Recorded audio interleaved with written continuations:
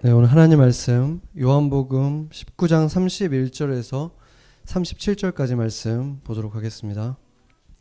제가 한 절 읽고 여러분이 한 절 읽겠습니다. 이날은 준비일이라 유대인들은 그 안식일이 큰 날이므로 그 안식일에 시체들을 십자가에 두지 아니하려 하여 빌라도에게 그들의 다리를 꺾어 시체를 치워달라 하니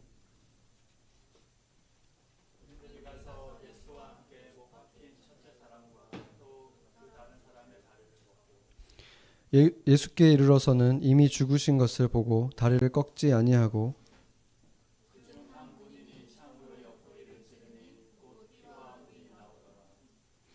이를 본 자가 증언하였으니 그 증언이 참이라. 그가 자기의 말하는 것이 참인 줄 알고 너희로 믿게 하려 함이니라.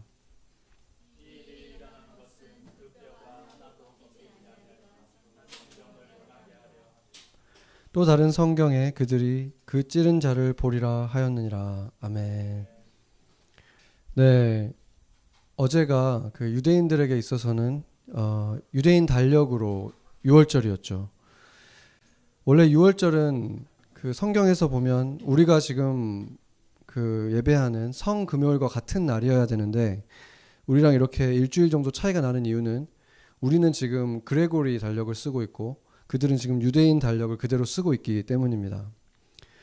그래서 매년 조금씩 차이가 나게 되는데 작년이 아니라 2018년에는 우리 성금요일하고 그들의 패스오버가 겹쳤었어요.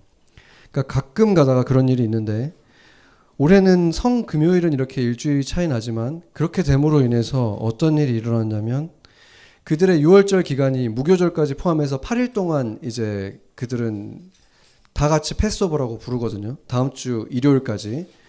그런데 그 기간이 우리의 지금 고난 주간하고 정확하게 겹치게 된 거예요. 이번 올해에는.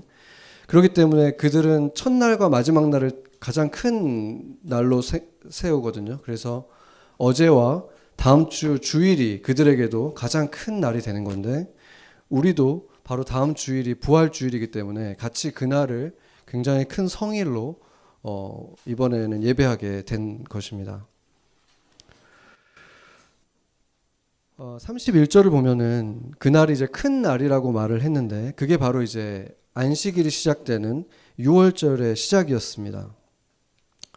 그들에게 있어서 가장 성스러운 날이었기 때문에 이스라엘 사람들의 땅에는 죽은 자들을 밤새 두지 말라고 그 신명기에서 얘기하고 있었기 때문에 밤새 둘 수 없었는데 특히나 지금 이 성일이었기 때문에 더더욱 그 시체를 둘 수 없다고 치워달라고 지금 빌라도에게 요구를 한 것이죠.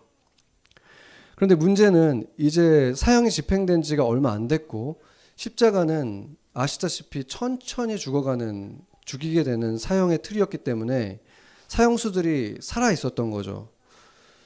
그래서 그들이 빨리 죽도록 그 죽음을 앞당기는 행동을 해야 되는데 그게 뭐였냐면 쇠 몽둥이로 이 무릎뼈를 쳐서 무릎을 부러뜨리는 거예요.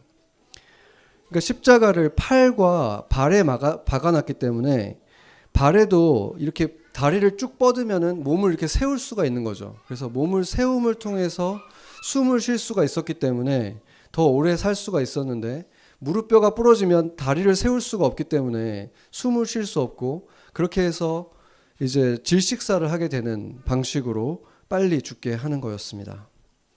그래서 예수님 곁에 그 두 명의 제수들은 그렇게 그 쇠 몽둥이로 다리가 부러지면서 숨을 못 쉬게 돼서 질식사로 죽게 됐고 이제 예수님 차례가 됐는데 예수님을 봤을 때 예수님의 몸은 이미 축 처져 있었던 거죠. 더 이상 몸을 세우지 못한 채로 이미 숨진 상태였습니다. 그래서 군인은 이제 쇠 몽둥이를 내려놓고 정말 죽었는지 확인하기 위해서 이제 그 창으로 예수님의 옆구리를 찔렀다고 기록하고 있는데 이게 이제 그 관통을 시킨 거예요. 그런데 거기에서 이제 피와 물이 이제 쏟아져 나왔다고 기록하고 있죠. 예수님은 여전히 움직이지 않고 숨을 거둔 상태였습니다. 요한은 예수님의 뼈가 부러지지 않은 이유가 성경을 성취하기 위함이다라고 밝혔는데 그게 어떤 성경을 말하는지 우리가 분명하게 알기가 어려운 게 지금까지의 그 성취된 예언들, 가장 최근에 성취된 것은 그 군인들이 옷을 가지고 제비뽑기를 할 것이다. 이게 이제 성취가 된 것이고, 또 그 전에 예수님의 탄생부터 해서 많은 메시아에 대한 예언들이 성취가 됐죠. 그런데 메시아의 뼈가 꺾이지 않을 거다라는 그 내용이 분명하게 나와 있는 성경이 없어요. 그래서 이게 무엇이냐면 메시아에 대한 예언이 아니라 하나님의 어린 양에 대한 예언이었기 때문인 것입니다. 하나님께서는 유월절에 어린 양을 잡을 때 절대로 뼈가 꺾이지 않도록 하라는 명령을 분명하게 주셨습니다. 그때 어떤 일이 있었습니까? 이집트에 9가지 재앙을 내렸죠. 그런데 9가지 재앙을 줬는데도 불구하고 계속해서 이스라엘을 보내주지 않자 이제 마지막 재앙은, 10번째 재앙은 그 이집트 땅에 있는 모든 장자들이 죽게 될 것이다. 이런 경고를 한 것이죠. 그런데 그 경고를 피하기 위해서는 각 집마다 양 한 마리씩을 잡아서 그 피는 문 지방과 문설주에 바르고 그 고기는 뼈를 꺾지 말고 통째로 구워서 가족들이 다 나눠 먹고 만약에 남으면 다 불로 태워라. 이렇게 명령을 하신 거예요. 그 뼈를 절대로 꺾지 말라는 이 명령은 출애굽기에만 한 것이 아니라 민수기에서도 또 한 번 강조했습니다. 민수기 9장 12절을 보겠습니다. 여기 보면은 아침까지 그것을 남겨두지 말고 남으면 다 태우라는 말씀을 다시 하고 있고, 그 뼈를 하나도 꺾지 말아서 유월절의 모든 율례대로 지켜라 이렇게 분명하게 말씀을 하고 있는데, 왜 뼈를 꺾지 말라고 했는지 하나님은 설명은 해주시지 않았어요.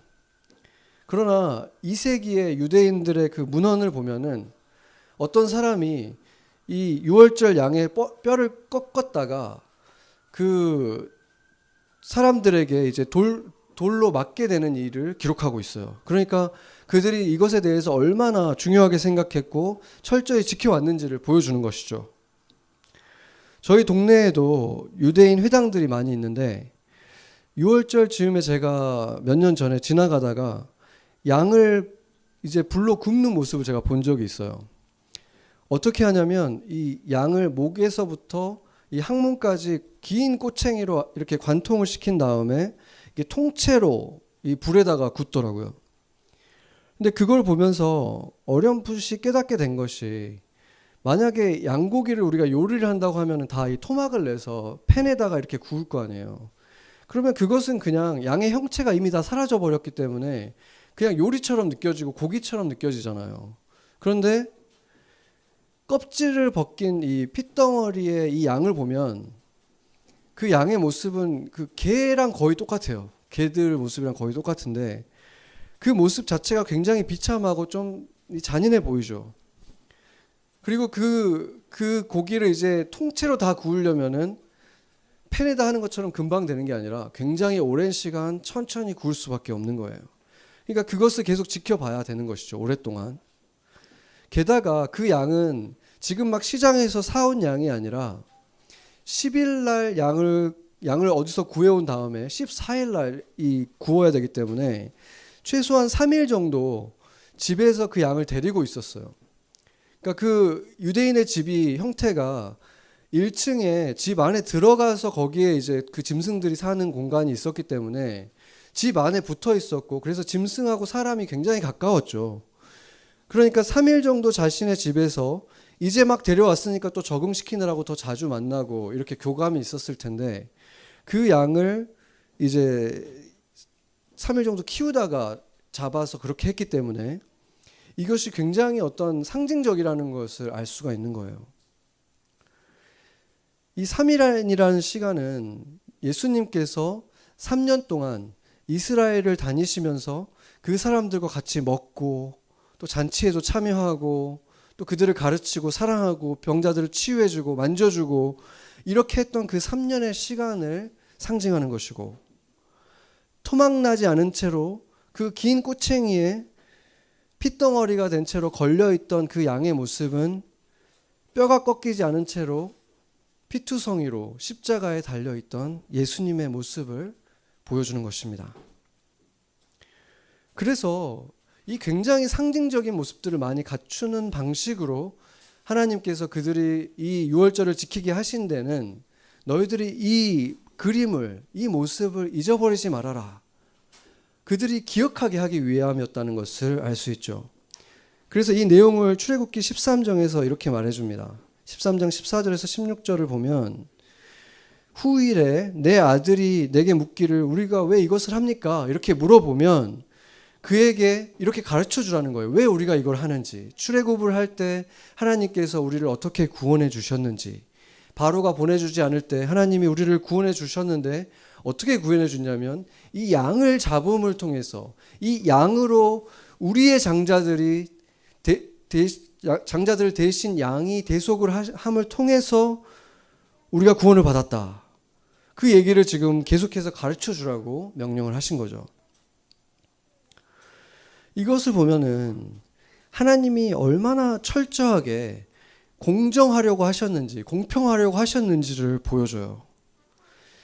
그 유월절이라는 실제 유월절의 날은 딱 한 번 있었던 행사잖아요. 그때 이집트의 모든 장자들이 다 죽는 일은 딱 한 번 일어났던 일인데 그때 이스라엘의 장남들이 그 죽음을 피했다는 이유로 이스라엘은 지금까지도 계속해서 장남을 위해서 제사를 드려야 되는 것을 지키고 있는 거예요. 그리고 그 제사는 어린 양을 드리는 유월절과 똑같은 방식으로 장남이 태어날 때마다 어린 양을 드리는 제사를 지내고 있다는 것입니다. 이 고대 시대에는 우리 한국 문화에서도 익숙하지만 장남이 가장 중요하잖아요. 이 장남을 아버지의 분신처럼 생각한 거예요.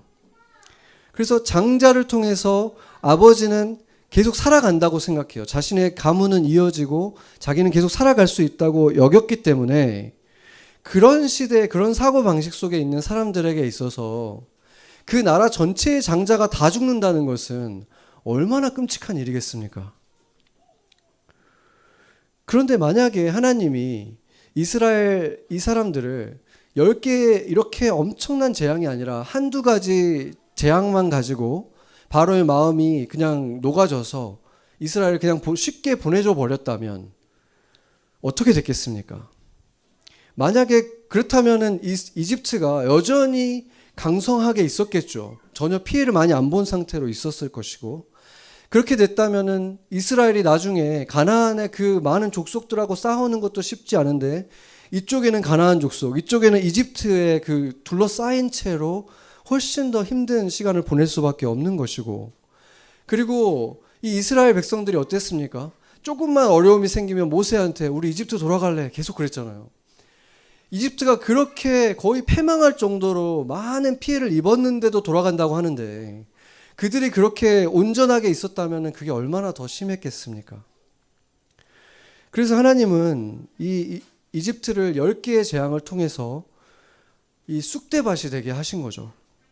그리고 홍해까지 마지막에 쫓아온 그 군인들은 정예 부대였다고 하잖아요. 이집트 최고의 부대까지 왔는데 그들이 홍해에서 다 수장당해 버리잖아요. 그것은 무엇을 말해줍니까? 마지막 그들의 힘까지 다 끊어버린 거예요. 도저히 이스라엘에 더 이상 덤빌 생각을 하지 못하도록 이스라엘을 넘볼 수 없도록 그 전의를 완전히 잃어버리도록 하나님께서 하신 것입니다. 그러나 하나님의 눈에 이스라엘의 장자들이 이집트의 장자들보다 더 의로웠기 때문에 하나님이 이렇게 이스라엘을 구원해 주신 것입니까? 그런 것이 전혀 아니었죠. 하나님께서 이 이스라엘을 구원해 주신 이유는 다름이 아니라 아브라함과 했던 그 약속 때문에 은혜로 주신 것이었습니다. 창세기 22장 16절에서 18절을 보면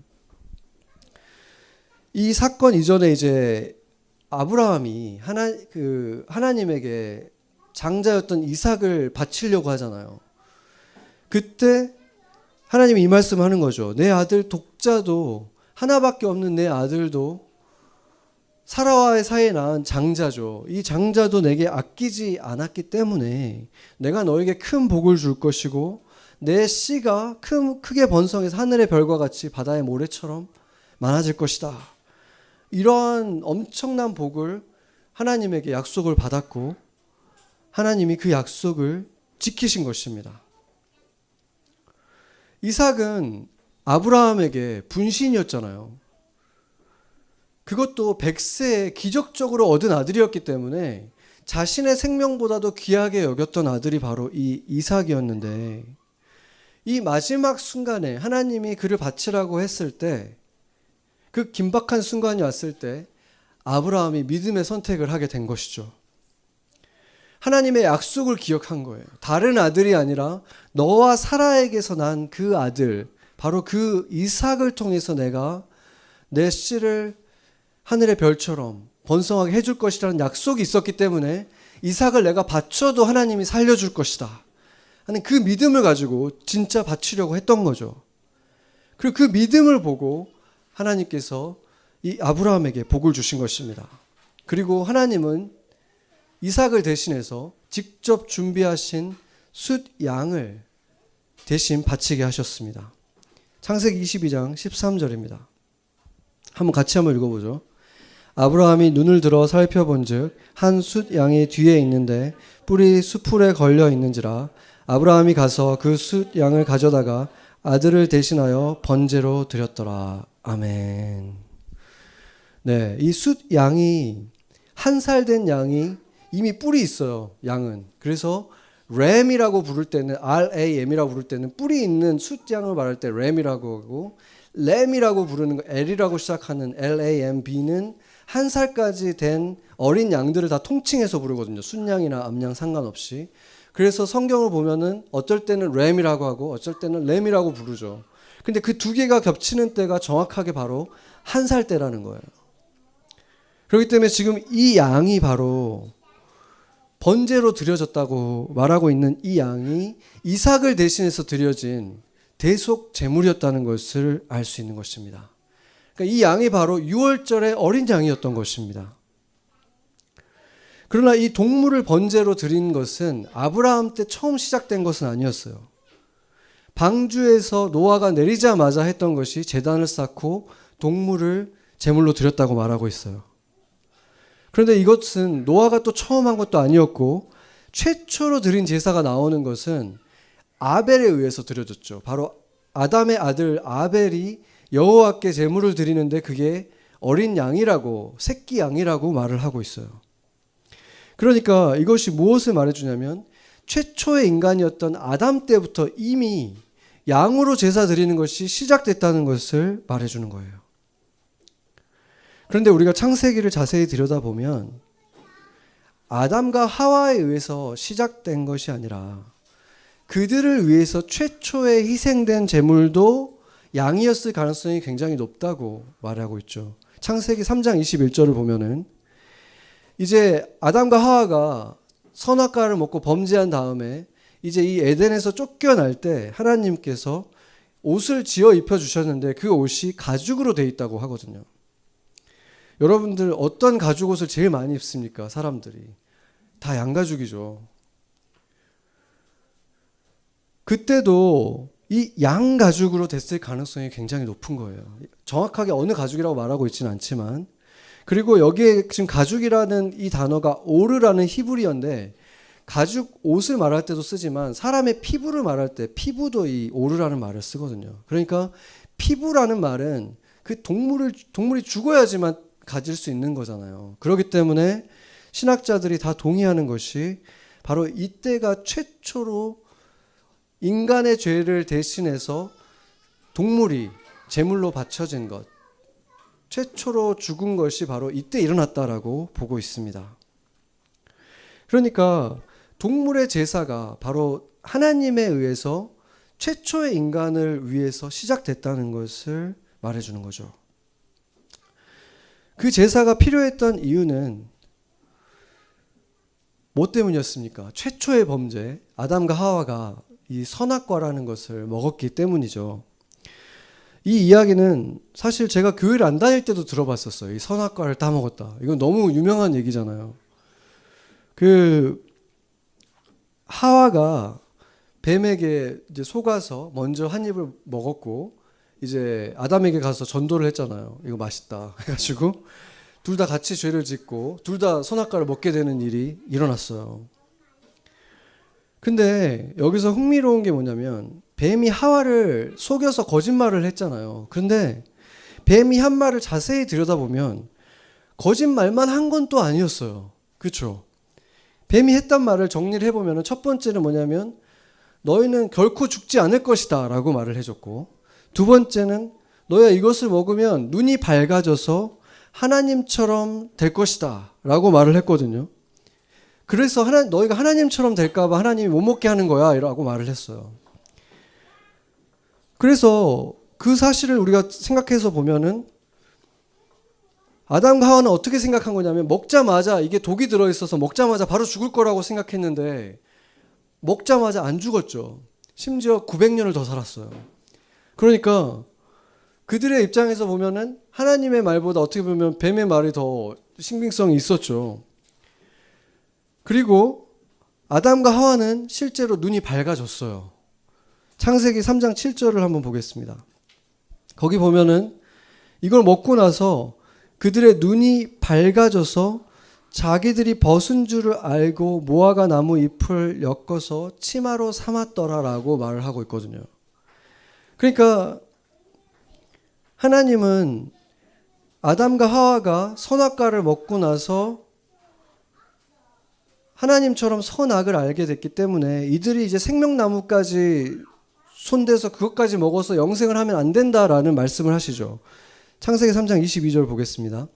여기 보면은 보라, 이 사람들이 선악을 아는 일에 우리 중 하나같이 되었다라고 말을 하잖아요. 그러니까 선악과를 먹고 우리처럼 선악을 알게 됐는데 그들이 이제 생명나무까지 먹어버리면 영생까지 하게 되기 때문에 이렇게 되면 안 되지. 그러니까 이들이 선악과를 먹지 못하게 하기 위해서 에덴에서 쫓아내고 그 불칼을 둬서 접근을 못하게 하자라고 말씀을 하신 거예요. 그러니까 이게 굉장히 의아한 부분이죠. 좀 이해하기가 어려운 부분인데, 첫 번째는 뱀이 한 말이 얼추 사실들이 좀 있었다는 것도 되게 그렇고, 또 한 가지는 선악을 알아서 하나님을 좀 닮아가는 것이 왜 나쁜 일인지도 좀 의아할 수 있는 것이죠.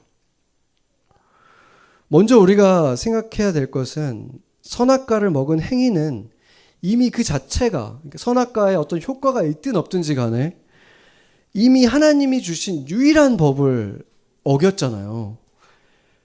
그러니까 하나님께서 수많은 몇십 가지 법을 주신 게 아니라 단 하나의 법을, 굉장히 심플한 법을 주시고 무서운 법을 줬기 때문에 그게 가장 지키기 쉬운 거거든요. 50가지 법이 있고 어떤 거는 가벼운 벌을 주고 어떤 거는 좀 더 무겁고 이렇게 계속 돼 있으면 그걸 지키기가 얼마나 힘들겠어요. 그런데 딱 한 가지 법을 주고 그거 하면 무조건 죽는 거야 하면 그것만 지키면 되니까 너무 단순하잖아요. 하나님이 그렇게 주셨는데 그거를 어겨버린 거예요. 그랬기 때문에 하나님이 주신 그 선을 넘은 죄를 범죄했기 때문에 그 죄성을 갖게 되었고, 그 이후로 모든 아담의 자손들이, 우리들이 다 그 죄성을 갖게 됐다는 것에 대해서는 조금도 의심할 것이 없죠. 우리가 거울 보면 알잖아요. 죄성이 있구나 알 수 있고, 다른 사람들을 봐도 알 수 있고, 또 우리 아이들을 키워보면 또 아이들을 통해서 볼 수 있어요. 그러니까 선한 본능도 있지만 또 그 안에 죄성도 같이 있구나, 가르쳐주지 않아도 가지고 태어나는구나, 이거를 볼 수 있는 거죠. 그런데 이해가 어려운 부분은 선악과를 먹고 선악을 알게 되었는데 그게 왜 나쁜 일인가? 왜 그것 때문에 생명나무를 먹으면 안 되는 존재가 우리는 되어버렸는가? 이것이죠. 제가 이제 결혼을 하기 전에 꽤 오래 혼자 살았었는데 그때도 내 자신의 어떤 장점과 단점을 어느 정도는 다 알고 있다고 생각을 했어요. 근데 결혼을 하고 나니까 그게 훨씬 더 선명해지더라고요. 그 좋은 점도 보지 못했던 걸 본 것도 있지만 더 많은 부분은 제가 보지 못했던 단점들을 정말 많이 보게 됐어요. 혹시 그런가요? 네, 정말 분명하게 다가와요. 두리뭉실하게 이런 단점들이 좀 있겠다, 이 정도로 알고 있었는데 나는 정말 나쁜 놈이구나 이렇게 이렇게 되는 일들이 일어나더라고요. 그러니까 정말 부끄러워질 정도로 내가 이런 나쁜 점들을 가지고 있었구나. 그러니까 마치 그 먼지가 항상 있었는데 안 보이다가 이 햇빛이 드는 날 커튼을 딱 열면은 확 보이잖아요. 이렇게 그런 일이 일어난 거죠. 저는 그게 바로 눈이 밝아지는 일이 이것과 비슷하지 않았을까 이런 생각이 들어요. 그러니까 선악과를 먹기 전에도 아담과 하와가 옷을 입었던 적이 한 번도 없잖아요.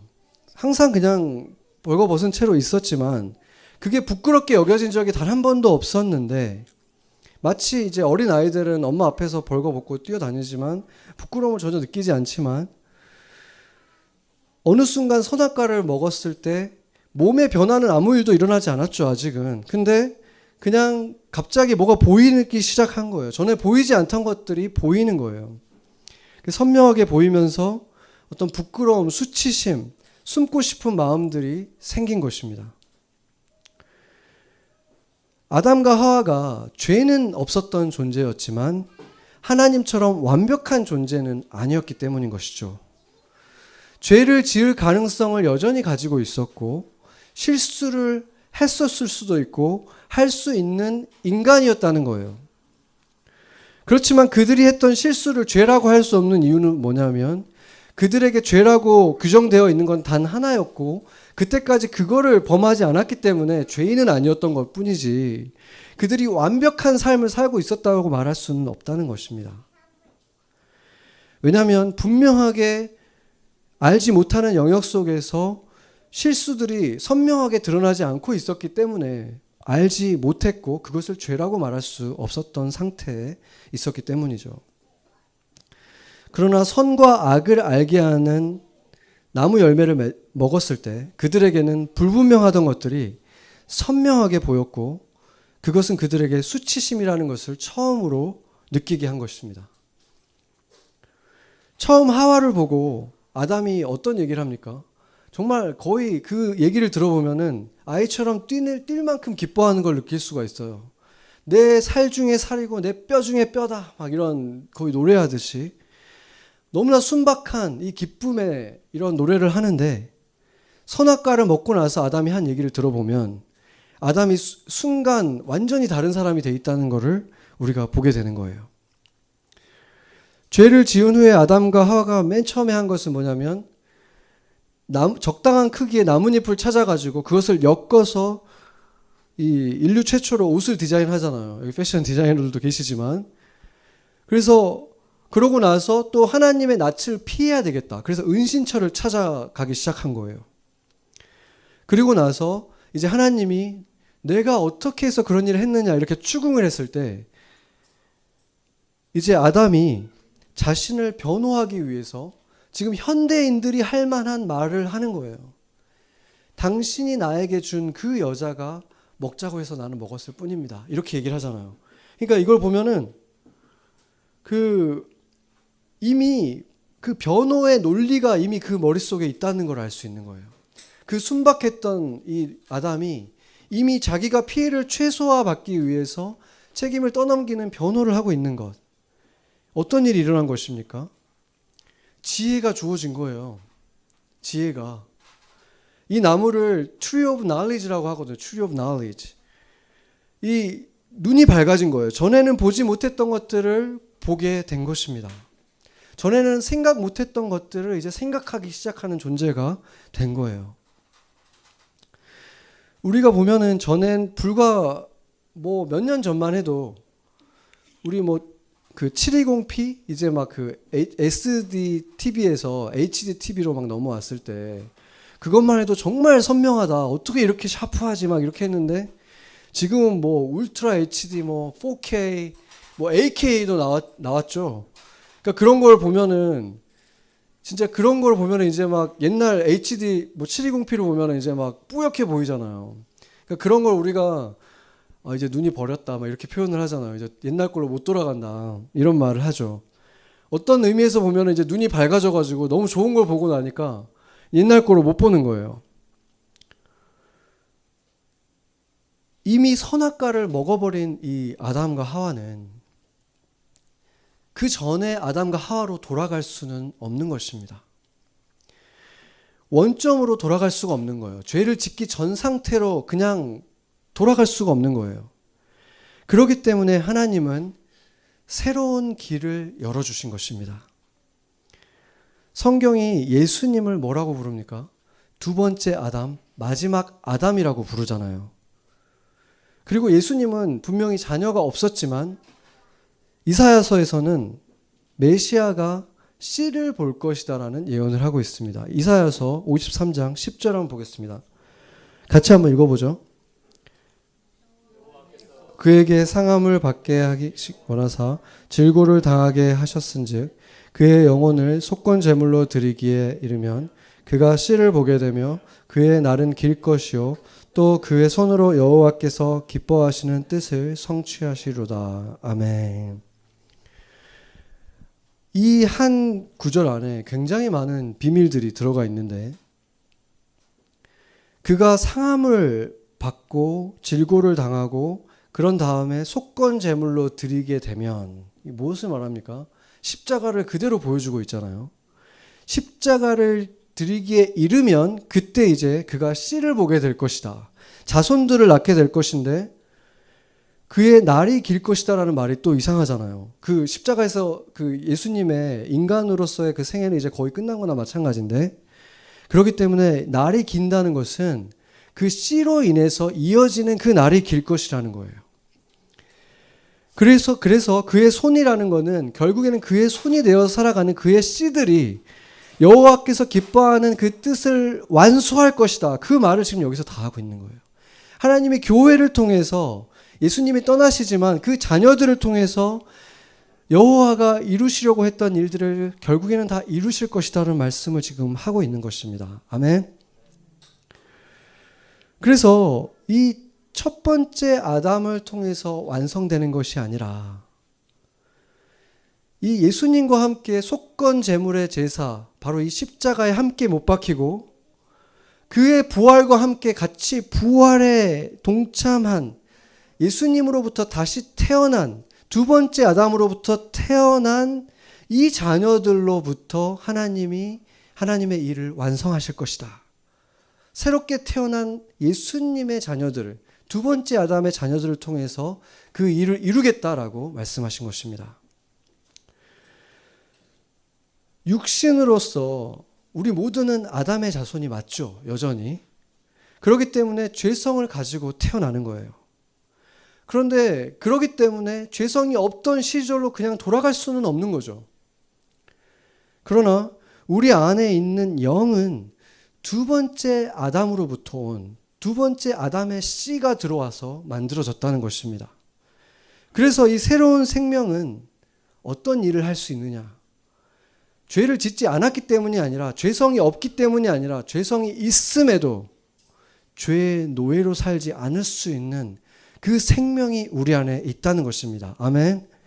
그렇기 때문에 죄성이 있지만 죄를 원하는 마음이 우리 안에 갈등이 있지만 우리는 그것에 지지 않고 선한 선택을 낼 수 있다는 것입니다. 아멘.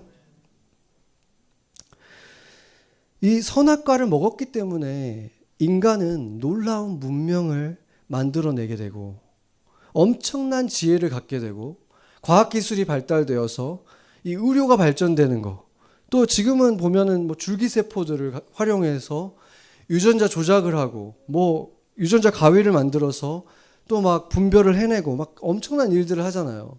그러니까 신의 영역까지 지금 도전을 한다고 하잖아요. 근데 이런 것들이 이제 신의 영역에 도전을 하는 거니까 우리가 이거를 다 막고 그리스도인들이 이걸 다 막고 옛날로 돌아가자라고 할 수 있는 것입니까? 그러면은 이제 다 아미시가 돼야 되는 거죠. 그리스도인들이. 그런데 아미시들도 사실은 정직한 건 아니에요. 어떻게 보면. 왜냐하면 문명의 군인들이 다 그들을 지켜주고 있기 때문에 그런 삶을 살 수 있는 것이지 미국이 안 지켜주면 그들이 어떻게 그렇게 살아갈 수 있습니까? 그러니까 우리가 다 같이 구속기 시대로 돌아가야 되는 거예요. 아담과 하와 시대로. 근데 그것을 하나님이 원하시는 것일 리가 없는 것입니다.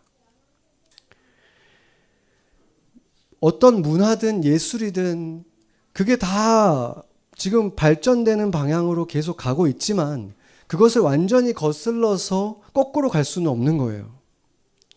하나님의 구원과 해결책은 그것을 다 역행해서 원점으로 되돌리자는 것이 아니라 하나님의 방법은 이 두 번째 아담을 통해서 옛 아담이 아니라 새로운 아담으로 만들어진 신인류를 창조해내는 것으로 그 문제를 해결하기를 원하셨다는 것입니다.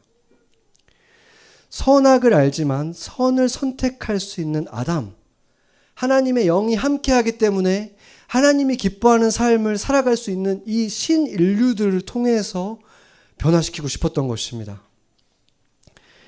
과거의 잘못과 상처들이 기억에서 사라지는 사람이 아니라 상처를 치유받고 이제는 치유받은 사람이 다른 사람들을 치유하는 치유자가 되는 것. 그 새로운 인류로서 이 땅을 변화시키기를 원하신 거죠.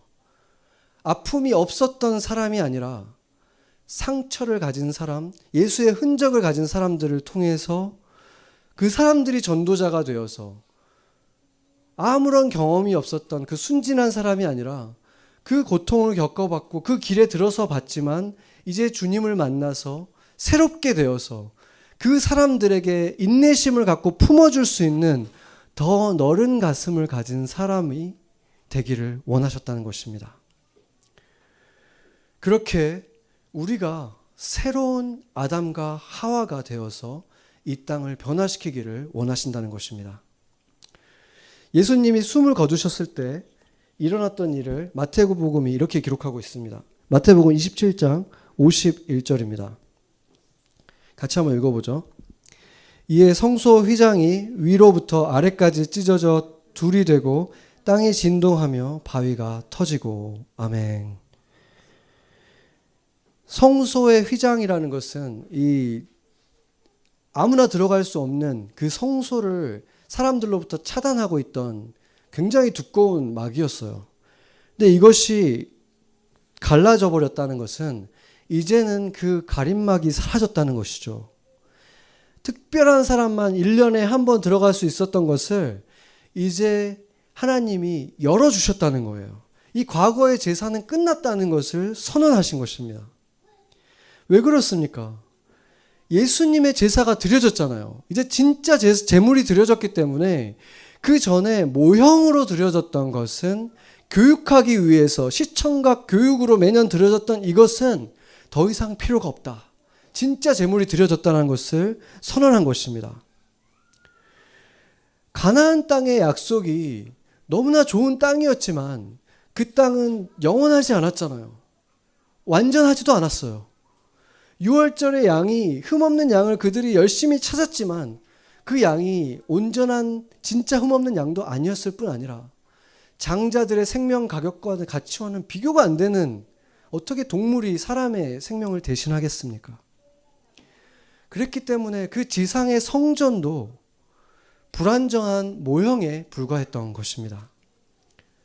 진정한 하나님의 어린 양이 제물로 드려졌을 때 더 이상 불안정한 성전도 동물의 피도 필요로 하지 않게 된 것입니다.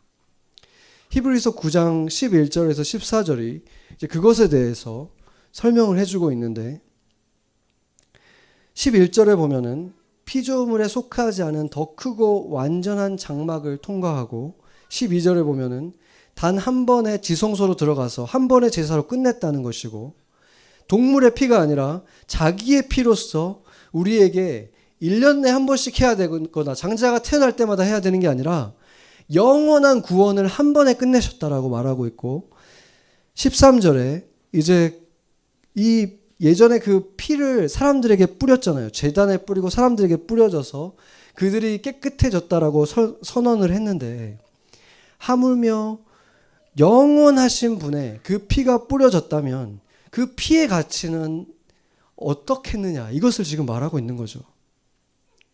여기에 이제 제사의 목적이 분명하게 나타나고 있습니다. 제사의 목적은 육체를 깨끗하게, 이 거룩하게 하는 것에 있다라고 말하고 있죠. 그러니까 죄인을 대신해서 죄인이 아닌 상태로 만들어주기 위해서 이 제사를 드리는 것인데 이 제사는 결국에 드렸을 때 마음을 가다듬겠죠. 제사를 막 드렸을 때는. 그렇지만 다시 돌아오기 때문에 계속해서 제사를 드려야만 하는 거예요. 또 드리고 또 드리고. 그러나 그리스도의 피는 뭐라고 말하냐면 양심을 깨끗하게 한다라고 말하고 있어요. 그냥 육체만 깨끗하게 하는 것이 아니라 양심을 깨끗하게 하기 때문에 이제 그 죽을 행실을 버리고 삶이 변화될 수 있는 우리가 이제 바뀌었다. 삶이 달라질 수 있는 존재가 됐다라는 것을 말하고 있는 거예요. 모형의 제사는 그거밖에 안 되지만 우리가 드린 예수님이 드려주신 이 제사는 온전한 진짜 제사이기 때문에 우리 또한 그렇게 진짜로 변화될 수 있다라고 말씀하신 것입니다. 이 구약의 제사를 보면은 제물이 두 가지로 쓰였죠. 우리 유월절을 봐도 고기는 이 먹거나 태우는 거, 번제를 드리는 것에 쓰였고 피는 제단에 아니면 사람에게 뿌려졌습니다. 그런데 예수님의 영원한 제사는 오늘 본문을 보면은 피뿐만이 아니라 물도 함께 뿌려졌다라고 기록하고 있어요. 34절을 보면은 창으로 옆구리를 찔렀을 때 피와 물이 나오더라 이렇게 말하고 있습니다. 지금 아까 본 것처럼 예수님의 피라는 것은 죽음을 의미하잖아요. 그러니까 우리를 대신해서 죽으셨다 이거를 얘기하는 거기 때문에 죄의 용서를 말하는 거거든요. 우리는 더 이상 죄의 대가가 치러졌기 때문에 우리는 죄인이 아닙니다라고 선언할 수 있는 자격이 우리에게 생긴 거죠. 근데 물이 무엇을 말해주는지 히브리서 기자가 말하고 있습니다. 10장 22절 같이 한번 읽어보겠습니다. 우리가 마음의 뿌림을 받아 악한 양심으로부터 벗어나고 몸은 맑은 물로 씻음을 받았으니 참 마음과 온전한 믿음으로 하나님께 나아가자. 아멘. 뭐라고 말을 합니까? 마음의 뿌림을 받은 것은 지금 피가 뿌려졌기 때문에 우리 양심이 이제 새 것이 될 수 있다라는 것이었고, 몸은 맑은 물로 씻음을 받았으니까 이제 참 마음과 온전한 믿음으로 하나님께 나아가자. 이게 이제 세례의 두 가지 의미를 다 말해주고 있는 거죠. 옛 자아가 죽고 새로운 사람으로 다시 태어나는 것, 그리고 이제 거룩해질 수 있는 존재가 되었다는 것, 우리가 이제 계속해서 깨끗하게 씻음을 받을 수 있게 되었다는 것입니다. 어떤 신앙인들은 이제 나는 이제 거룩해지고 싶다. 그래서 사람들을 떠나가잖아요. 그러니까 아미씨도 아까 얘기했지만 그런 사람들이 있죠. 그래서 사람들이 없는 곳, 뭐 사막이라든지 산속이라든지 이런 곳을 찾아서 떠나요. 거룩해지기 위해서 속세를 떠나는 거예요. 그런데 예수님은 제자들을 속세로 보냈습니다. 아니, 속세가 아니라 그런 죄송합니다. 네, 그런 산이나 이런 곳으로 보내지 않으셨죠. 예수님은 어디로 보내셨습니까? 속세로 보내셨어요. 세상으로. 세상 속으로 보내셨습니다. 사람들에게로, 도시로 보내셨다는 거예요. 그게 무엇을 말해줍니까? 예수님이 생각하시는 거룩함은 그런 게 아니라는 거예요. 예수님이 생각하는 거룩함이 무엇이었는지 보여주는 사람이 바로 사도 바울인데, 사도 바울을 보면은 그 집안은 유력한 집안이었어요.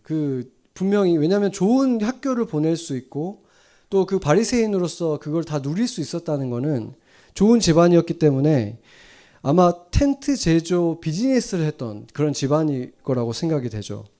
그런 기술이 있었고 또 장사하는 기술이 있었을 것이고, 그리고 기술만 있었던 것이 아니라 당대 최고의 스승이었던 가말리엘에게서 배웠기 때문에 학벌도 좋았던 사람이었던 것이고, 또 다소라고 하는 이방 도시에서 그가 태어나고 자랐기 때문에 헬라어가 그에게 있어서 모국어처럼 편하게 썼던 사람이고, 또 나중에 그 철학자들과 논쟁을 할 정도로 헬라적인 그 지식도 아주 뛰어났던 사람이라는 것을 알 수 있습니다.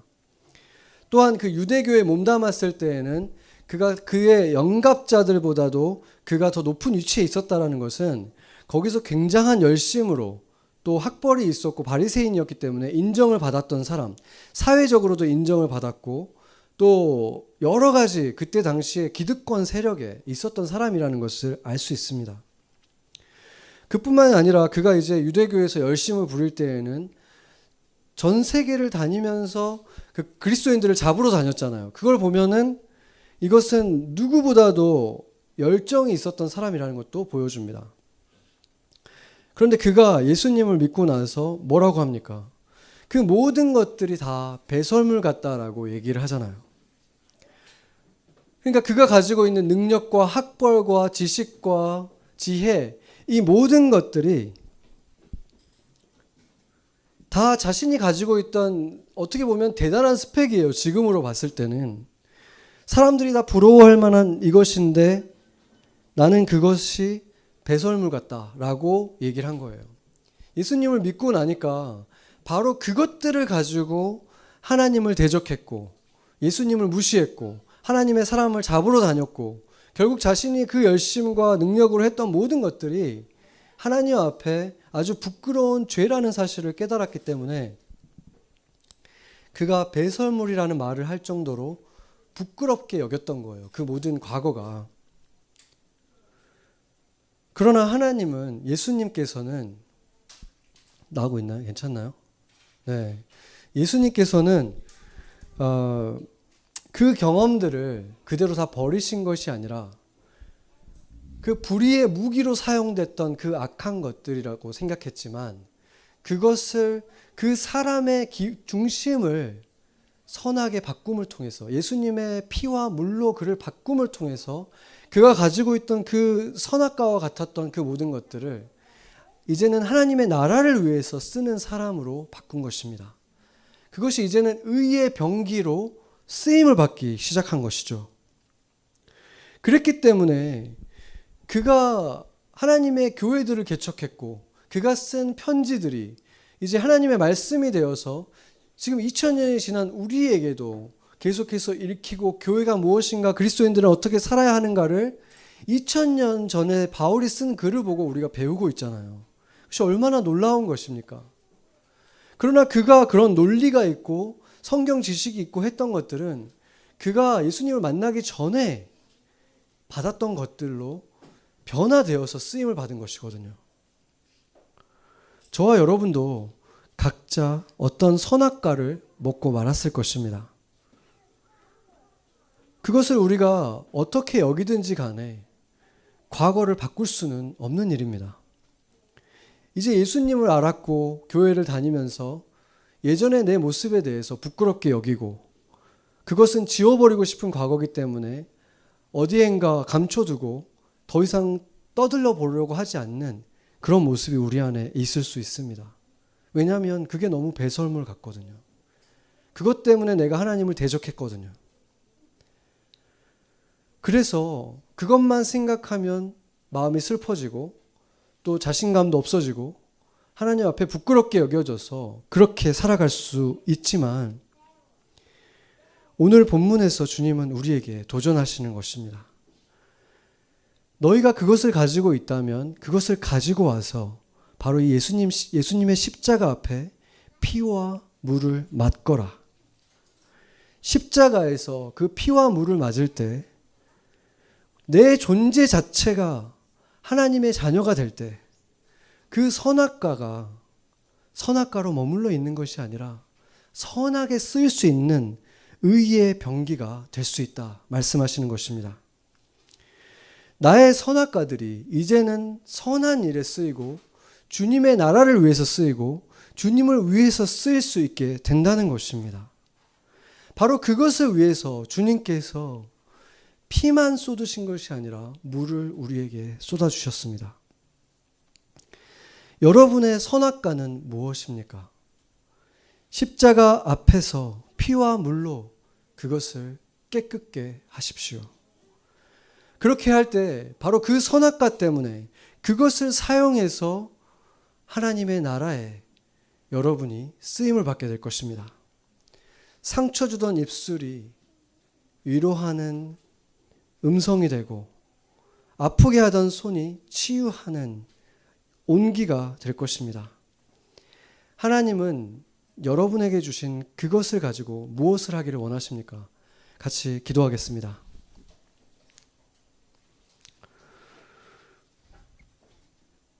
다시 십자가를 바라봅니다.